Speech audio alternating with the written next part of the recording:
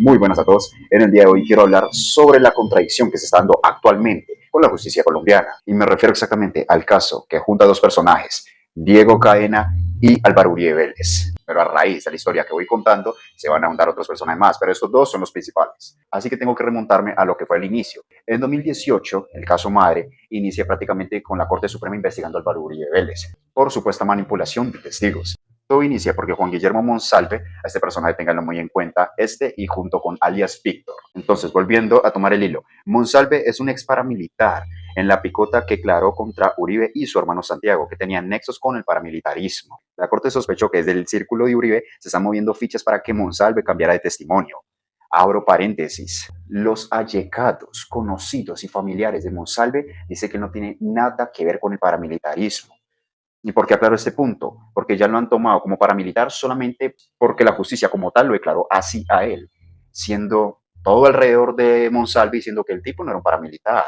Más bien, lo ubicaban en el rol de un campesino vinculado forzosamente o que solo era hijo de un terrateniente con amistades peligrosas. Sin embargo, los registros judiciales y condenas avalan su actividad en el paramilitarismo, llevando los cargos por condena de secuestro y otros delitos cometidos en el marco del conflicto armado. Y aquí abarco con el punto número 2, que es donde entra el señor Diego Caena. Diego Caena era el abogado que iba a defender el caso Álvaro Uribe Vélez. Según la fiscalía, él visitó a testigos en cárceles y ofreció beneficios jurídicos y dinero a cambio de que modificaran sus versiones a favor del expresidente Uribe. Entre ellos estaban Juan Guillermo Monsalve, quien lo denunció porque le habría ofrecido ayuda a cambio de retractarse; Carlos Enrique Vélez, alias Víctor, este sujeto que te había nombrado desde un inicio; otro ex paramilitar que recibió dinero. En versión de Caena, alegó que eran apoyos humanitarios. Entonces, ya teniendo estos dos sujetos, los dos sujetos principales, Álvaro Uribe Vélez y Caena, con los dos testimonios que decían que forzosamente Caena, al visitar las cárceles, había obligado que cambiaran testimonio tanto Monsalve como alias Víctor. Vamos ahí.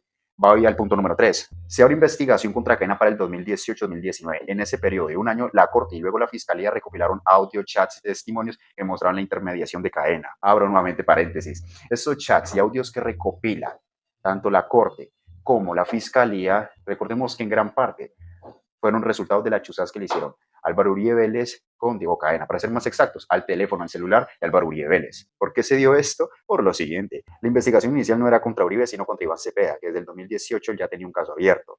La Corte abrió un expediente para revisar si Cepeda manipuló a testigos contra Uribe. Durante esa indagación, la Corte ordenó interceptar las comunicaciones de un número que se creía que pertenecía a alias El Tuzo Sierra.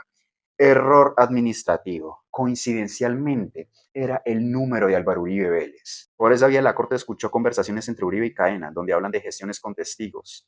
Al notar que no era el Tuzo Sierra, sino Uribe, el magistrado César Reyes informó y pidió autorización formal para seguir escuchando, con el fundamento de manipulación de testigos. ¿Qué fue lo que encontró? Pues las charlas entre Uribe y Caena sobre contactos con testigos, presos, en especial Juan Guillermo Monsalve. También se halló referencias a pagos a otros reclusos como Carlos Enrique Vélez, alias Víctor, del que te había mencionado desde el inicio. Esos audios junto con chats y visitas a cárcel fueron el insumo clave para vincular a Caena formalmente. Luego abrí proceso contra el expresidente. Uribe denunció que la Corte lo chuzó ilegalmente porque la orden inicial era contra otro número, por obvias razones. La respuesta de la Corte, ¿cuál fue? Que no hubo ilegalidad, porque una vez se identificó que era el número de Uribe, se notificó y se siguió el trámite legal, entre muchas comillas. La defensa de Uribe y Caena siempre han dicho que esas grabaciones son prueba contaminada, pero la Corte y la Fiscalía las consideran válidas, ya que mostraba cómo Caena se movía con testigos. Voy a aclarar un punto. Se supone que en Colombia es ilegal interceptar o chuzar llamadas entre abogado y cliente, y más cuando llevan un caso. Pero resulta que en este caso sí hubo una excepción por parte de la Corte, porque la Corte misma consideró que esas conversaciones no estaban protegidas porque no eran asesoría legal, sino coordinación de un delito, o sea, manipulación de testigos. Entonces, con esto cierro paréntesis y vuelvo al caso al que iba entre Caena y Uribe. En 2019 la Fiscalía lo imputó por soborno en actuación penal y fraude procesal. El argumento era que Caena no actúa como abogado en derecho, sino como emisario para presionar testigos. De aquí voy al punto número 3, que es cuando ya se va teniendo un desenlace todo este caso.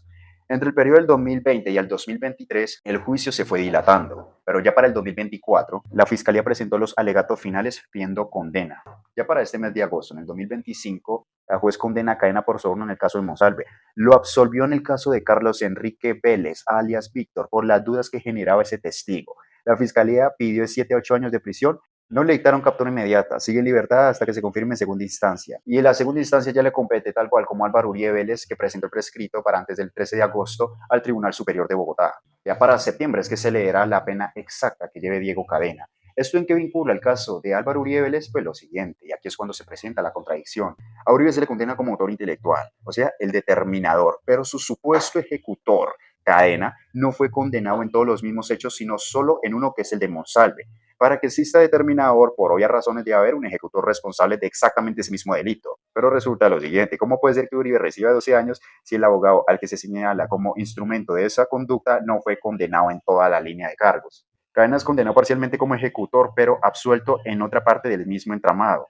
Son fallos incongruentes que deben ser apelados y revisados en segunda instancia, que ya le compete al Tribunal Superior de Bogotá, que ojalá lo haga bien su tarea. Te voy a explicar aquí con plastilina.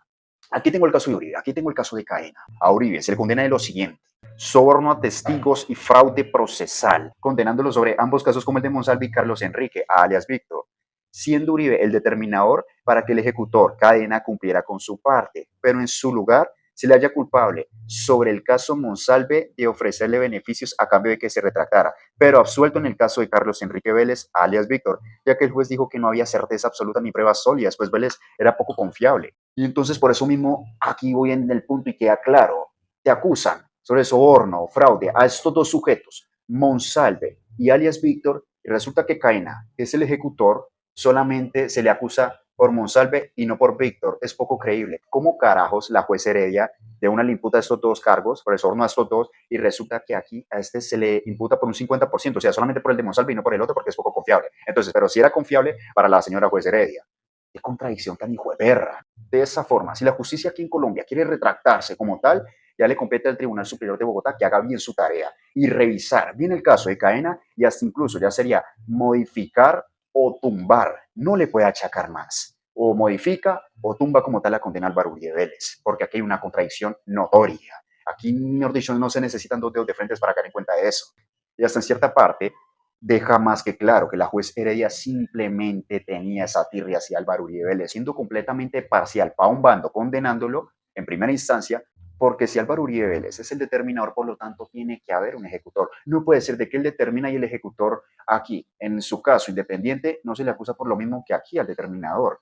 Es ridículo, es absurdo. O sea, en verdad, el que quiere ver que vea, está muy claro, está muy evidente. Y este caso, exactamente, está desmantelando prácticamente que aquí la justicia de Colombia vale un huevo, no vale absolutamente nada, y más con personas como la juez Heredia. No está tomándose la batuta y ejerciendo su rol como una verdadera profesional, no lo está haciendo para nada. Aquí está más tirada a la izquierda cuando hasta incluso desde mucho antes de dar la sentencia como tal se pone a dar un discurso de feminismo, de todas esas estupideces, cuando no me importa ese discurso, simplemente necesito ver cuál va a ser la sentencia. No me adornes esto como una lucha de clases, como una lucha de las mujeres, no, necesito escuchar la sentencia. Ahorrate todo ese palabrerío. ¿Pero por qué lo tuvo que dar? Porque es que todo esto ya estaba montado en la escena. Todo esto tenía que hacerse y tenían que, eso sí, condecorarse, ponerse los títulos y las medallas cuando sentenciaran a Álvaro Uribe Vélez, como ya lo tenían determinado desde un inicio. Porque a buen entendedor, pocas palabras, vuelvo y digo, está más que claro.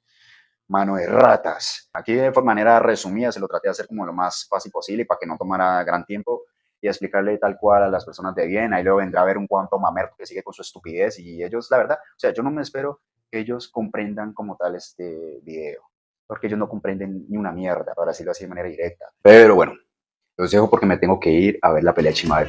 Tengo que editar esto, subirlo y ahí sí ponerme a ver la pelea de Chimaev, que lleva tiempo. Así que no hay más, hasta aquí luego.